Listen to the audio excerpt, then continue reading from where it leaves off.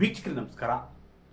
ವಿಧಾನಸಭೆ ಚುನಾವಣೆಯಲ್ಲಿನ ಸೋಲು ಮತ್ತು ಪಕ್ಷದೊಳಗಿನ ಬಿಕ್ಕಟ್ಟಿನಿಂದಾಗಿ ಟಿಎಂಸಿ ತೃಣಮೂಲ್ ಕಾಂಗ್ರೆಸ್ ಪಕ್ಷ ಪತನಗುಟ್ಟಿ ಹೋಗಿದೆ.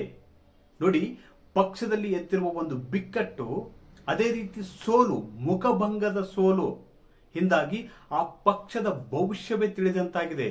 ಆ ಪಕ್ಷದ ಭವಿಷ್ಯವೇ ತಿಳಿಯದಂತಾಗಿದೆ. ನೋಡಿ, ಒಂದ್ ಕಡೆ 20 ಸಂಸದರು, ಟಿಎಂಸಿಯ 20 ಸಂಸದರು ಎನ್ಡಿಎ ಸರ್ಕಾರಕ್ಕೆ ಬೆಂಬಲ ಕೊಡ್ತೀವಿ ಮತ್ತೆ ನಮ್ದೇ ನಿಜವಾದ ಟಿಎಂಸಿ ಅಂತ ಹೇಳ್ಕೊಳ್ತಿದ್ದಾರೆ.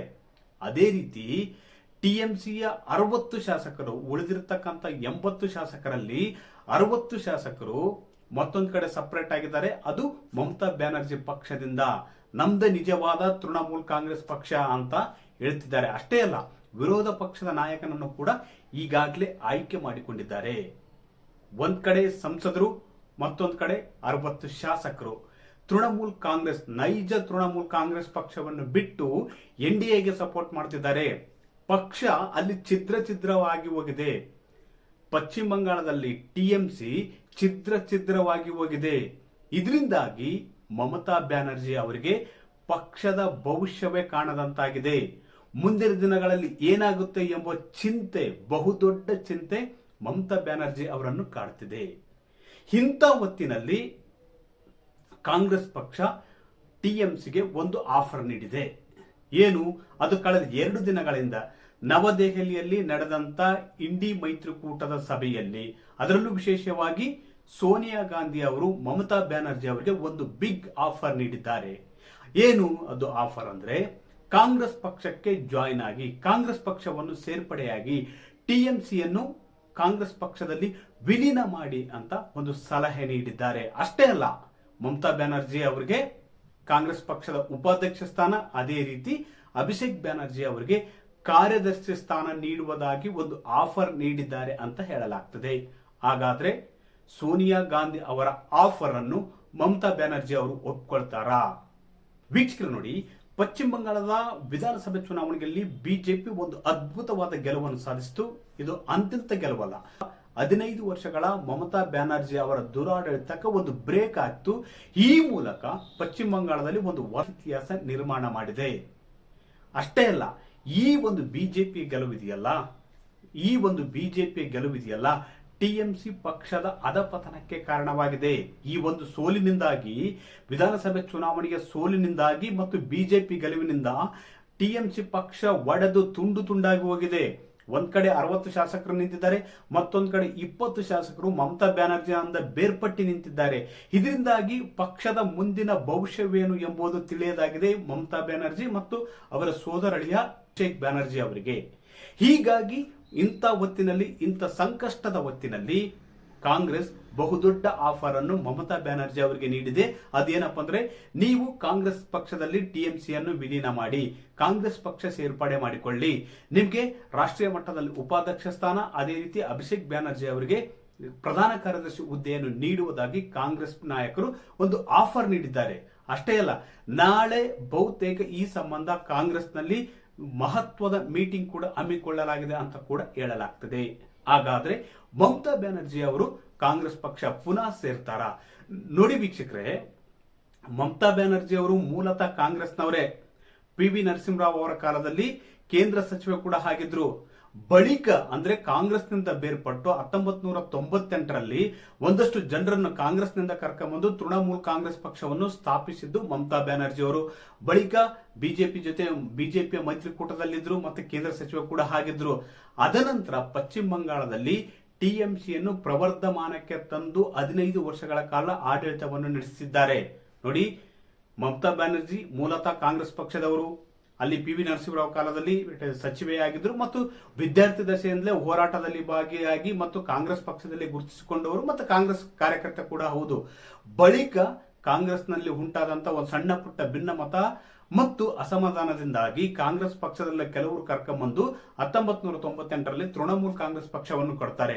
ಬಳಿಕ ಅಲ್ಲಿ ಕಮ್ಯುನಿಸ್ಟ್ ಸರ್ಕಾರದ ವಿರುದ್ಧ ಸತತ ಹೋರಾಟದ ಫಲವಾಗಿ 2011ರಲ್ಲಿ ಟಿಎಂಸಿ ಮೊದಲ ಬಾರಿಗೆ ಅಧಿಕಾರವನ್ನು ಹಿಡಿಯುತ್ತೆ. ನೋಡಿ, ಈ ಮೂಲಕ ಆಗಿರತಕ್ಕಂತಹ ಮಮತಾ ಬ್ಯಾನರ್ಜಿ ಅವರು ಸಂಪೂರ್ಣವಾಗಿ ಪ್ರವರ್ಧಮಾನಕ್ಕೆ ಬಂದು ಪಶ್ಚಿಮ ಬಂಗಾಳದಲ್ಲಿ ಕಮ್ಯುನಿಸ್ಟ್ ಸರ್ಕಾರದ ದುರಾಡಳಿತವನ್ನು ಅಂತ್ಯಗೊಳಿಸಿದ್ರು. ಅಷ್ಟೇ ಅಲ್ಲ, ಮುಂದೆ 15 ವರ್ಷಗಳ ಕಾಲ ಪಶ್ಚಿಮ ಬಂಗಾಳವನ್ನು ಆಳಿದ್ರು ಕೂಡ ಬಹುತೇಕ ಅದು ಎಡಪಕ್ಷಗಳ ಆಡಳಿತದಂತೆ ಇತ್ತು ಮಮತಾ ಬ್ಯಾನರ್ಜಿ ಅವರ ಆಡಳಿತ. ಇದರಿಂದಾಗಿ ಅಲ್ಲಿನ ಜನರು ಬೇಸತ್ತು ಈ ಬಾರಿ ಬಿಜೆಪಿಯನ್ನು ಬೆಂಬಲಿಸಿದ್ದಾರೆ. ಇಲ್ಲಿ ನೋಡಿ, ಪ್ರಮುಖವಾಗಿ 2 ಪ್ರಶ್ನೆಗಳು ಕಾಡ್ತವೆ. ಒಂದು, ಮಮತಾ ಬ್ಯಾನರ್ಜಿ ಅವರು ಕಾಂಗ್ರೆಸ್ ಪಕ್ಷಕ್ಕೆ ಗರ್ ವಾಪಸಿ ಆದ್ರೆ ಅಲ್ಲಿ ಯಾರಿಗೆ ಲಾಭ ಆಗುತ್ತೆ ನೋಡಿ. ಒಂದು ಮೂಲದ ಪ್ರಕಾರ ಮಮತಾ ಬ್ಯಾನರ್ಜಿ ಅವರು ಕಾಂಗ್ರೆಸ್ ಪಕ್ಷಕ್ಕೆ ಹೋಗುತ್ತಾರೆ, ಟಿಎಂಸಿಯನ್ನು ಕಾಂಗ್ರೆಸ್ ಪಕ್ಷದಲ್ಲಿ ವಿಲೀನ ಮಾಡ್ತಾರೆ ಅಂತ ಕೂಡ ಹೇಳಲಾಗ್ತದೆ. ಈ ಮೂಲಕ ಅಲ್ಲಿ ಕಾಂಗ್ರೆಸ್ ಪಕ್ಷಕ್ಕೆ ಒಂದು ಬಲ ಬರುತ್ತೆ ನೋಡಿ. ಈಗಾಗಲೇ ಟಿಎಂಸಿ ಕೂಡ ಪಶ್ಚಿಮ ಬಂಗಾಳದಲ್ಲಿ ತನ್ನದೇ ಆದ ಕಾರ್ಯಕರ್ತರ ಪಡೆಯನ್ನು ಹೊಂದಿದೆ. ಅಷ್ಟು ಸಂಖ್ಯೆಯಲ್ಲಿ ಶಾಸಕರು ಕೂಡ ಅವರಿಂದ ಇದ್ದಾರೆ. ಅಂದ್ರೆ 20 ಶಾಸಕರು ಮಮತಾ ಬ್ಯಾನರ್ಜಿ ಅವರ ಪರ ಇದ್ದಾರೆ. ಯಾಕಂದ್ರೆ ಈ ಬಾರಿ ಗೆದ್ದದ್ದು 80 ಸ್ಥಾನಗಳನ್ನು, 80 ಸ್ಥಾನಗಳಲ್ಲಿ 60 ಶಾಸಕರು ಟಿಎಂಸಿಯಿಂದ ಬೇರ್ಪಟ್ಟು ತಮ್ಮದೇ ನಿಜವಾದ ಟಿಎಂಸಿ ಅಂತ ಹೇಳ್ಕೊಳ್ತಿದ್ದಾರೆ. ಉಳಿದಿದ್ದು 20 ಶಾಸಕರು. ಅದೇ ರೀತಿ 28 ಮಂದಿ ಸಂಸದರಿದ್ದಾರೆ. 28 ಮಂದಿ ಸಂಸದರಲ್ಲಿ ಈಗಾಗಲೇ 20 ಜನ ನೈಜ ಟಿಎಂಸಿಯಿಂದ ಬೇರ್ಪಟ್ಟಿದ್ದಾರೆ. ಅದು ಎನ್ಡಿಎ ಮೈತ್ರಿಕೂಟಕ್ಕೆ ಬೆಂಬಲಿಸುತ್ತಿದ್ದಾರೆ. ಇದರಿಂದಾಗಿ 8 ಸಂಸದರು, ಅದೇ ರೀತಿ 20 ಶಾಸಕರು, ಅದೇ ರೀತಿ ರಾಜ್ಯಸಭೆಯ ಬೆರಳೆಣಿಕೆಯಷ್ಟು ಸದಸ್ಯರು ಟಿಎಂಸಿ ಜೊತೆ ಉಳಿದುಕೊಳ್ತಾರೆ. ಅಷ್ಟೇ ಅಲ್ಲ, ದೊಡ್ಡ ಮಟ್ಟದ ಕಾರ್ಯಕರ್ತರ ಪಡೆ ಕೂಡ ಇದೆ.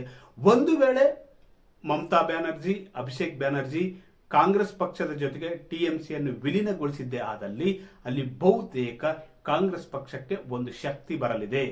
ಯಾಕಂದ್ರೆ ಟಿಎಂಸಿ ಪಕ್ಷದ ಕಾರ್ಯಕರ್ತರೇ ಬಹುತೇಕ ಕಾಂಗ್ರೆಸ್ ಪಕ್ಷಕ್ಕೆ ಹೋಗ್ತಾರೆ.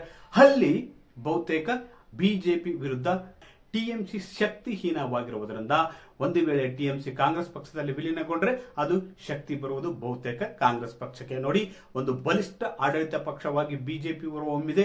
ಒಂದು ವೇಳೆ ಟಿಎಂಸಿ ಕಾಂಗ್ರೆಸ್ನಲ್ಲಿ ವಿಲೀನವಾದರೆ ಬಹುತೇಕ ಅದು ಕಾಂಗ್ರೆಸ್ ಪಕ್ಷಕ್ಕೆ ಶಕ್ತಿ ಬಂದು ಚರಿತ್ರೆ ಸೇರಲಿದೆ ಟಿಎಂಸಿ. ಕಳೆದ 7-8 ವರ್ಷಗಳಲ್ಲಿ ಕೇಂದ್ರ ಸರ್ಕಾರದ ವಿರುದ್ಧ ಹೋರಾಟವನ್ನು ಮುಂದುವರಿಸಿಕೊಂಡು ಬಂದಿರತಕ್ಕಂಥ ಮಮತಾ ಬ್ಯಾನರ್ಜಿ ಅವರು ಕಾಂಗ್ರೆಸ್ನಿಂದ ಕೂಡ ಕೆಲವು ವರ್ಷಗಳಿಂದ ಅಷ್ಟೇ ಅಂತರ ಕಾಪಾಡಿಕೊಂಡಿದ್ರು. ಆದರೆ ಏಕಾಏಕಿ ಯಾವಾಗ ಟಿಎಂಸಿ ಪಕ್ಷ ಬಿಕ್ಕಟ್ಟಿಗೆ ಸಿಲುಕಿತೋ ಅದೇ ರೀತಿ ವಿಧಾನಸಭೆ ಚುನಾವಣೆಯಲ್ಲಿ ಹೀನಾಯವಾದ ಮುಖಭಂಗ ಅನುಭವಿಸುತ್ತೋ ಆವಾಗಲೇ ನೋಡಿ, ನಿನ್ನೆ ನಡೆದಂತಹ ಇಂಡಿ ಮೈತ್ರಿಕೂಟದ ಮೀಟಿಂಗ್ ನಲ್ಲಿ ಮಮತಾ ಬ್ಯಾನರ್ಜಿ ಅವರು ಗುರುತಿಸಿಕೊಂಡಿದ್ದಾರೆ.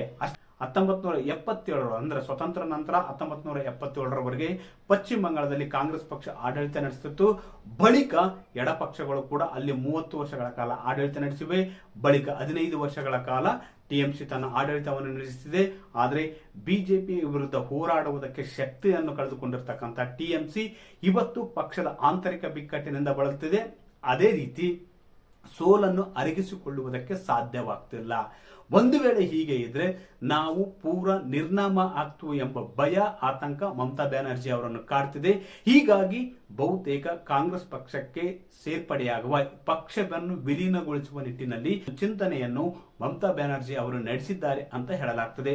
ಒಟ್ಟಾರೆಯಾಗಿ ರಾಷ್ಟ್ರ ರಾಜಕಾರಣದಲ್ಲಿ ಒಂದಷ್ಟು ಪಲ್ಲಟಗಳು ಕೂಡ ನಡೆಯುವ ಸಂಭವ ಕೂಡ ಹೆಚ್ಚಾಗಿದೆ. ವೀಕ್ಷಕರೇ, ಈ ಮಾಹಿತಿ ಇಷ್ಟವಾದಲ್ಲಿ ವಿಡಿಯೋ ಶೇರ್ ಮಾಡಿ, ಲೈಕ್ ಮಾಡಿ, ಕಮೆಂಟ್ ಮಾಡಿ.